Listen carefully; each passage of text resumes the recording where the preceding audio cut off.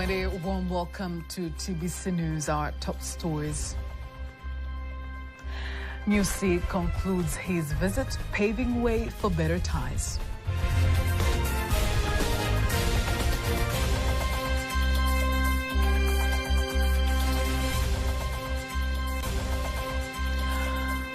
Optimism as Blue Economy Conference 2024 kicks off in Dar.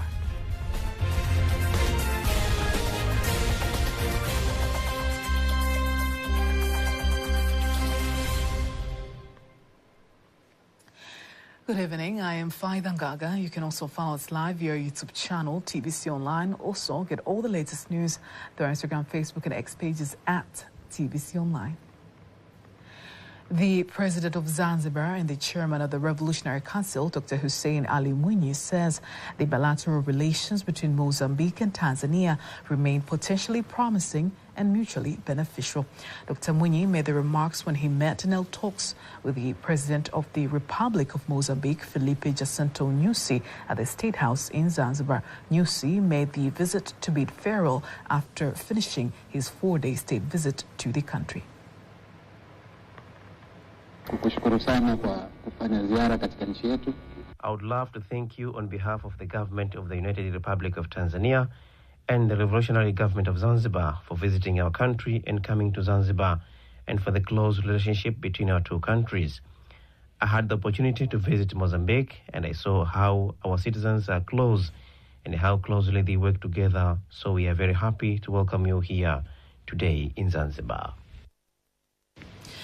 On the other hand, the President of Mozambique extended his condolences to President Mwinyi following the death of the former President of the United Republic of Tanzania, Ali Hassan Mwinyi, also using the opportunity to invite Dr. Mwinyi to visit Mozambique before the end of his term in office. Mozambique is expected to hold general elections in October this year.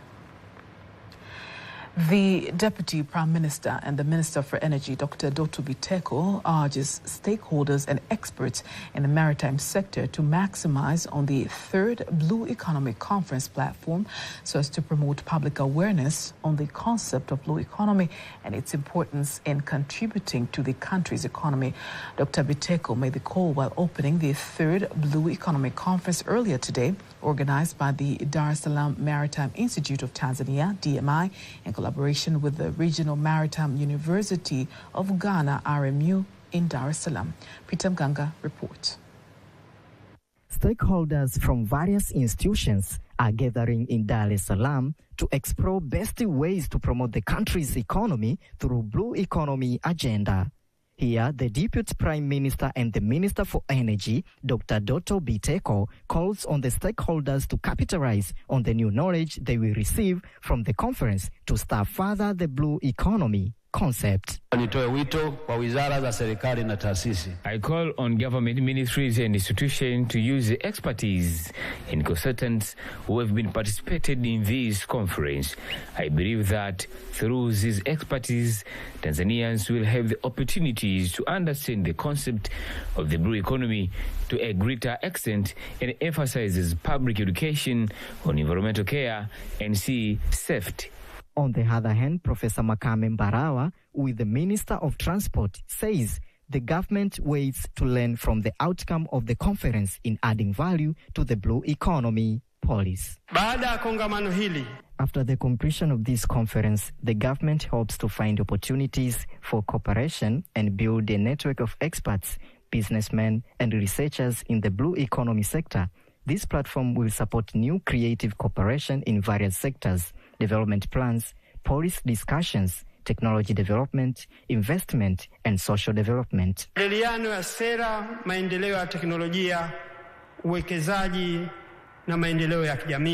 Some of the participants elaborate how the conference will make a difference to the Tanzanian's economy. Currently, we want to improve the percentage of the national economy by raising the bar using our sector, blue economy. Blue economy is very important as it provides job opportunities to people who are in maritime organization, for example, marine surveyors and the likes.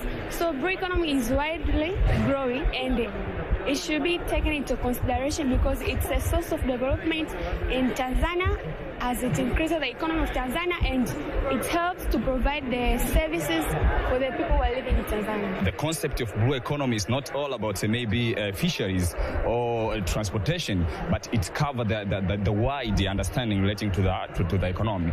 But we need to address the all problems relating to the ocean in order to be beneficiaries, in order to have the full potential for our ocean.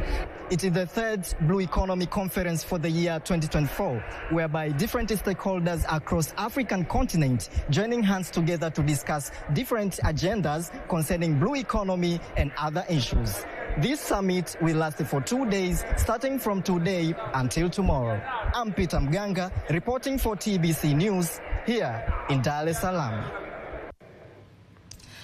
The Monetary Policy Committee, MPC, has decided to keep the central bank rate, CBR, unchanged at 6% for the July-September 2024 quarter.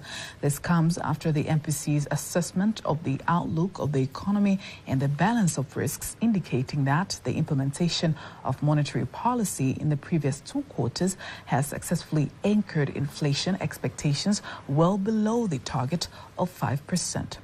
Speaking in Dar es Salaam, the Deputy Governor, Dr. Yamungu Kayanda Bila, says the Monetary Policy Committee's decision is also reinforced by a global economy's positive outlook, especially expectations of falling inflation in most countries, easing financial conditions in international markets, and moderate prices in the world market. Kamati ya Sera ya Fedha, yaani MPC. The Monetary Policy Committee of the Board of Directors of the Central Bank of Tanzania has decided that the central bank interest rate CBR will continue to be 6% for the quarter of the year starting in September 2024. This decision has been reached in the committee meeting held on July 3, 2024. The MPC expects the Tanzanian economy to continue growing strongly, the food supply to be adequate, and exchange rate pressures to be moderate, owing to increased foreign exchange inflows from tourism, gold, as well as cash crops and food.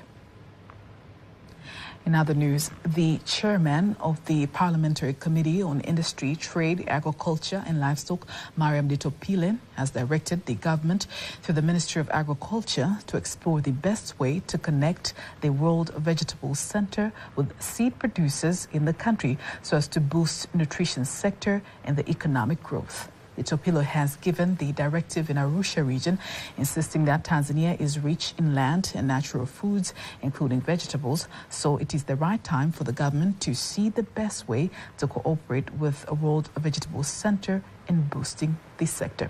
Here's a report by Sijilela Kongola, read to you by Teddy Mparanyanga.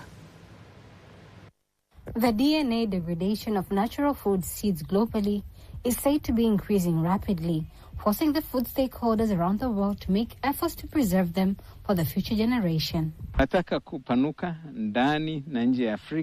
We want to expand inside and outside of Africa so that we can become a center of excellence in vegetable research development.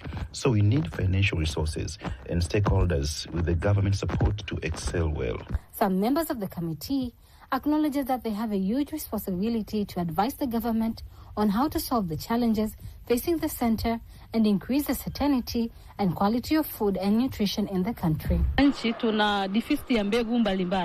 We have a shortage of various seeds, but in terms of vegetables, this center has done enough research to ensure that seeds are available for vegetables. Therefore, we as members of parliament, our job is to stay with the government to advise on how we will support the program. Chairman of the Parliamentary Committee on Industry, Trade, Agriculture and Livestock, Mariam Ditopile, gives a call. The center is doing research. The seeds they produce must be multiplied. So we adjure with the government to see how it can connect with the seed producers and the center so that the work and the purpose of this center can be completed and achieved. The Chief Court Administrator, Professor Elisante Ole Gabriel, has expressed his satisfaction with the increased court services in justice delivery in various parts of the country, ensuring all citizens get legal services. He made the appraisal while assessing the performance of the judiciary since colonial period, insisting that Tanzanians have every reason to be proud of the judicial reforms achieved so far. We are witnessing that when the judiciary of Tanzania at the level of High Court started, it was only having Chief Justice and 2 judges. For now, in the High Court, we are talking of a tune of 109 judges.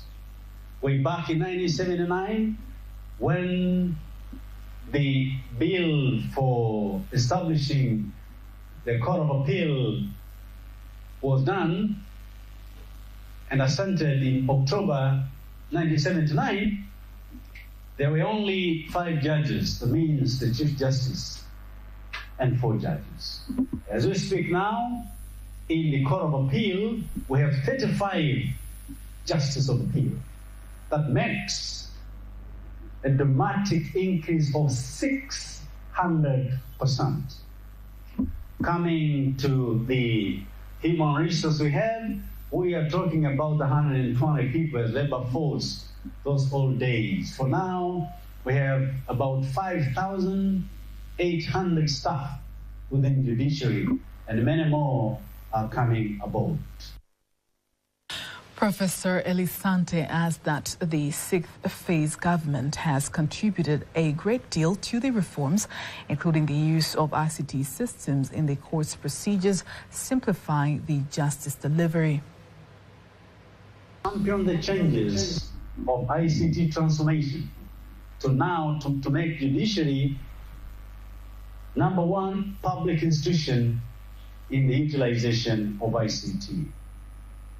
We promise that we shall keep that momentum to make sure that Tanzanians will get justice timely within a reasonable time. Furthermore, Professor Elisante urges Tanzanians to continue to support the judiciary in providing justice and making Tanzania a center for justice equality. The Deputy Minister of State, President's Office, Planning and Investment, Stanislaus Nyongo, says the investment projects, especially in the service sector implemented in the country, rank Tanzania as having the highest levels of investment in East Africa. He made the remarks in Dar es Salaam while opening the Preventive Healthcare and Health Education Department of Shifa Pan-African Hospital, which aims to deal with non-communicable diseases in the country, asserting that his ministry has a responsibility to continue to attract such strategic investments in all sectors. Tanzania has been blessed to have many investment opportunities, and those who have invested in Tanzania are still invited to keep on investing in our country, since there are so many opportunities to explore.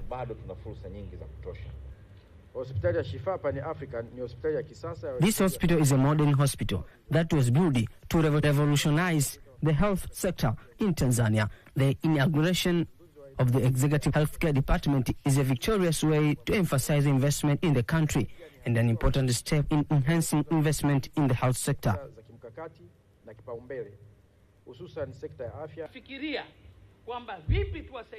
We thought, how can we help Tanzanians in ensuring them that they can come to check their health without going to the hospital directly? So our hospital and this investment has focused on health checkups.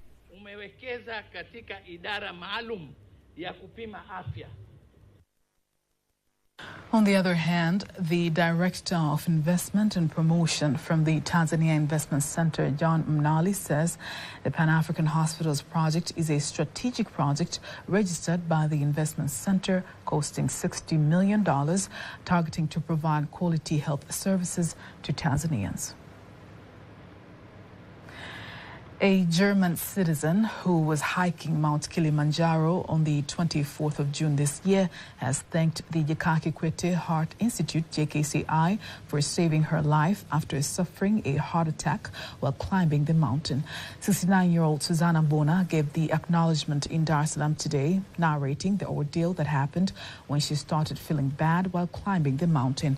The Jakaki Kikwete Heart Institute, JKCI cardiologist Smita Balia says Susanna managed to climb Mount Kilimanjaro and reached 4,300 feet, where she suffered a heart attack due to the blockage of her right coronary artery.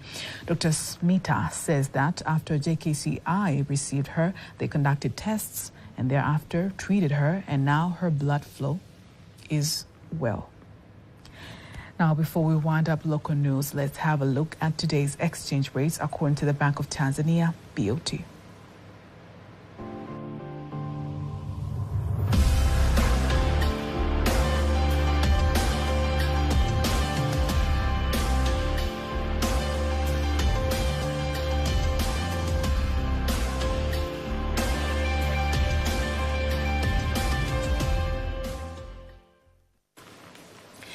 Do not miss TBC News every weekday to know all the latest in exchange rates. Stay tuned for all the latest in international news.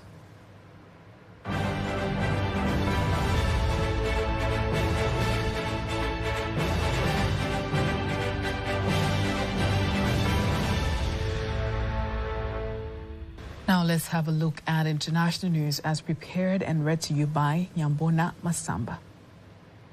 International news starts in East Africa. A military court in Democratic Republic of Congo, DRC, has sentenced 25 soldiers to death for desertion. They were convicted for fleeing the front line and disobeying orders to embattle M23 armed group. M23 group are making advances in the east of DRC. This week earlier, they captured the town of Kanyabayonga near the border with Uganda and Rwanda.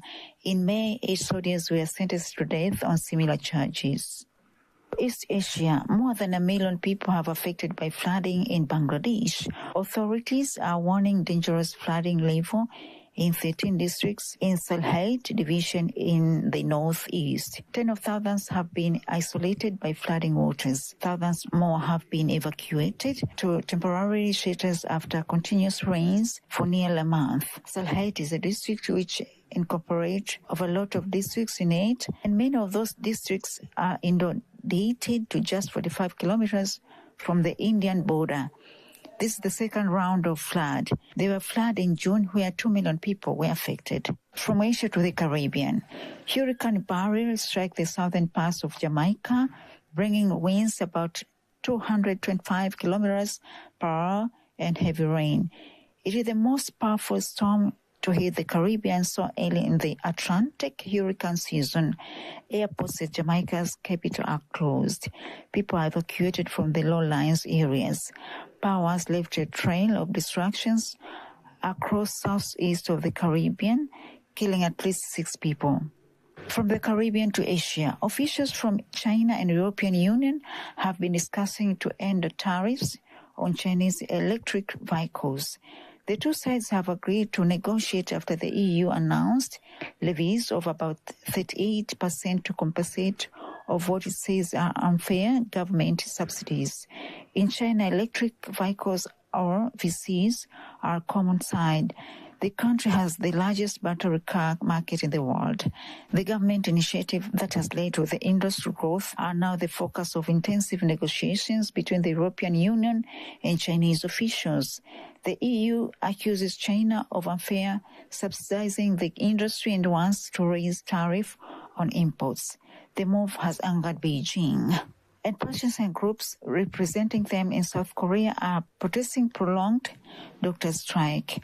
Medical professionals have suspended surgeries and outpatient treatment in some hospitals. Protesters have called for an end to an industrial action. This latest protest representing doctors' dispute. This time, it turned to the patient to have their say. This is an umbrella organization representing both patients and also patients' relatives from groups across South Korea. This dispute began in February when junior doctors walked out protesting against government plans to drastically increase the number of students' admission into medical colleges to tackle a projected shortfall in the number of doctors, especially in the rural areas.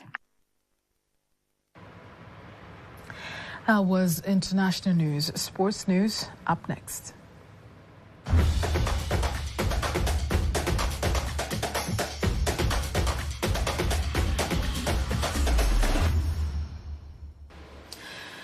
And in sports news, Taifa Stars head coach Hamed Morocco says the team has greater possibility of qualifying for AFCON 2025 to be held in Morocco. Taifa Stars head coach Father urges Tanzania Football Federation TFF and football stakeholders to rally support to the national team when they start the qualifying campaign on the road to Morocco in September. Yeah, I saw the draw, and I think it's a very good draw. And I saw a group with Tanzania, Guinea, Congo, and Ethiopia. So for me, it doesn't matter who's playing. I think it is a good group because everybody wants to go in finally in Morocco. The only thing, how you prepare your team, how you prepare is manage for the players and for the staff and everything. And I believe on that. This group, if we prepare well, we're going through in Morocco. The only thing for all Tanzania, TFF, all we need to be together, just to make sure we support our team. We try to work hard, and then we'll see what's going on. Tanzania has been drawn to Group H in AFCON 2025 qualifiers with Ethiopia, Guinea and Congo DRC as the campaign is scheduled to kick off for the road to Morocco. Tanzania Athletics Vice President William Kalage believes that the preparation for the Olympic Games taking place indicates that the team stands a greater chance to win medals in the Paris this month. Kalage says that Tanzanian athletes are training hard to improve speed and endurance, and they are ready to make Tanzania proud internationally. The last time Tanzania won 2 medals was in the 1980 Olympics. So it's a very long period that Tanzania has not won any medal in the Olympics. And therefore, we've put in quite a big effort for these 4 athletes, and it is our sincere hope that technically they are well prepared. The training camps have been well managed, and we also thank the Tanzania Olympic Committee for supporting our athletes in their preparation for the Olympics. I think the combination of these factors, we are confident that it's either one of the ladies or one of the guys who come back and make us proud with 1 medal at least. 10 athletes will represent Tanzania in the coming Olympic Championship to be held in Paris, France, from July 26, 2024 to August 11, 2024. In other sports news, Chief Executive Officer of Drumbeats Carnival, Mwesiga Celestine, says this year's festival will be used to promote the Southern Highland tourist attraction. CEO Celestine told Tbcnews in Dar es Salaam that the carnival is another opportunity to showcase Tanzania's rich traditions and market them internationally so that it can become another tourist destination in the future. The purpose of this festival, which